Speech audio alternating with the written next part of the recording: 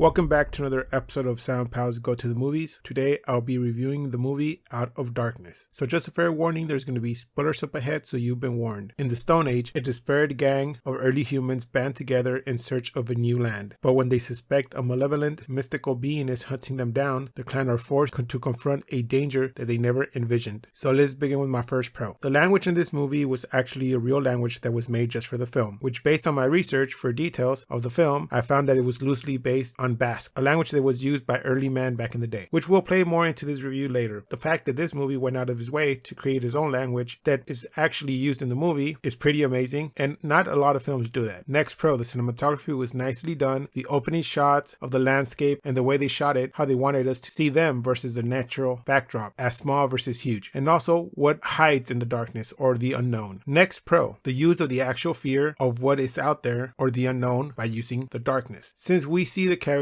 as hunters with their spears and furs, we assume they have taken down bigger prey, but still they fear the darkness and rely on the safety of their campfire. But every time they hear sounds at night, they stand guard and the natural fear takes over. As the character Beyah, played by Sophia Green, says when Geirr, played by Kid Young, asks how she cannot be scared, and she replies with, "I am scared, but I also want to stay alive." This shows us their primal instinct of survival kicking in against what is hunting them down. Next pro, the creature is never shown, but it does give this Wendigo vibe sort of thing, since in some stories the Wendigo began as a hunting group that was lost and then turned into cannibalism to survive, and also some stories attribute it to greed, and some have the Wendigo possess humans and cause them to do acts of violence. So in a sense, there's different ways that Wendigo, according to legends, came to be, and those are a few, and this film kind of plays on a little bit of all of them. But here we never see it, but assume that this is what is out there, and thus the natural darkness of the forest and the night is when our minds take front seat and start to create this creature in our minds. So I think that was good use of the shadows and the lack of light, and also not letting us see but hear what was out there and making our minds create the creature by itself. Next pro, the added soundtrack played well into the scenes where the creature was moving around, even with the screams and branches cracking. The soundtrack raised the film to another level that kind of didn't overwhelm it, but just played on and added support to the film. And I rather enjoyed the film with the soundtrack than without the soundtrack itself. And now on to my cons. So I spoke about the creature that was hunting them as being the Wendigo, but then at the end it turns out it was just a couple of Neanderthals. So we find Heron, the son of the leader Adem, played by Chukwumodu, get taken by the Neanderthals and thus making them search for him. But by the end of the film we find him alive in a cave with the ones who took him, and he tells Beyah not to kill them because they fed him and took him in, but nonetheless she kills them. Why? Well, because they attacked them and killed her group. So this cop-out was really weak. Here they did the bait and switch on us. Okay, I get what they were trying to say, that historically we do believe that Neanderthals were killed off by the Homo sapiens, aka the original group led by Adem. But in the film, they show them first as a monster in the darkness targeting the group. Why couldn't they just scare them off and not taking the kid and watch them leave the area afraid? Either make a movie about humans versus humans and not flip-flop between a monster that turns out to be human and then boom, at the end realize that the real monsters were us, the humans, all along, since we killed off the other group. Yes, it is somewhat historically accepted that this is what happened in history, that one group killed the other, but why not show them fight for dominance versus trick us into thinking at the beginning there is a real monster in the film? Next con, the acting. Geirr, who takes over after Adem is killed, he is such a weak member of the group that he gets knocked out many times and by different people when he needs to take charge, since he wants to defend Beyah, who he sees as a love interest in the beginning of the film. It actually turns out that Beyah is a braver person than he is. I think she would have been better in the role of a hunter than him, and thus they should have changed roles. Back in the day, men were seen as the hunter providers when women would stay back in caves and raise the kids. Better idea would have been they fight alongside each other, and at the end the only two plus the kid left alive would be them, and thus they need to keep living on. But yet that did not happen. He actually died after knocking the female Neanderthal out but not finishing the job, thus having her get up again and straight away club him in the head and then go in for the kill. As gory as it seemed, that's the way his character ended. Still a very weak ending for him. I assume that's the way they wanted to play that role, but I didn't feel that it was a good role for him to be the second in command of the group. Next con, the main characters, they were such cookie cutter characters. It feels like you're playing an RPG game and making your default party group of having the warrior, the wise man, the healer, and so on. Here it's the leader, second in command, female for reproduction purposes, the elder for wisdom, the leader's son, and the straight, as they call called Beyah. They never developed their backgrounds as individuals, but mostly as a group. They just said that they went off in search of more fertile lands to hunt. It would have been good if they showed Adem splitting off from the original clan, or Beyah, how she became to be the stray of the group and why she went with them. All we see is them flashback to an earlier scene where they landed on the beach, because this is told through a story being told to us by the elder in the group. Not much. I get that they wanted to let the story unfold naturally, but it never did, and we never got that foundation that needed to be laid down at the beginning of the movie. Last con, the pacing of the film. It went from action to just sitting around a fire and talking, then action again, and then slows down again to no more than just dead space and just them talking alongside a fire. The length of the film was shy of an hour and a half, but I swear it felt longer than that because all the time they spent with the campfire chatter. I would have liked a more hunt or be hunted tone where they never get a break. They just keep on running, and that's when they make mistakes. Somebody falls, somebody injures themselves, and that is what takes them out and not really the other side. But that never happened. So my grade for the movie is going to be a 4.5 out of 10. The film was not what I expected from the trailer. I went in wanting to see the Wendigo as a monster, but I ended up with a film that wanted to have a deeper meaning by showing us a little history lesson and saying how humans are the real monsters because we kill what is just exactly like us, but in a super weak way that didn't linger. After you exit the theater, you never give another thought. But I like the idea that what we heard being spoken was a real language just made for this film was rather nice. Also, the cinematography that played along with the soundtrack added more to the film, and it felt really well composed. But everything else really felt short for the film. This is the reason why I believe that this film would have been better as a short film than a full-length film. 35 to 40 minute short film would have landed very well, going from them landing on the beach, starving, to being hunted, then finding out it's humans who are trying to kill them, and then linger a little bit on the idea why we kill people and that we don't really take our time to fully understand their point of view, would have actually gotten a better feedback than this old bait and switch movie. So that does it for this review of Out of Darkness. Please join us next time where we're going to review Drive Away Dolls.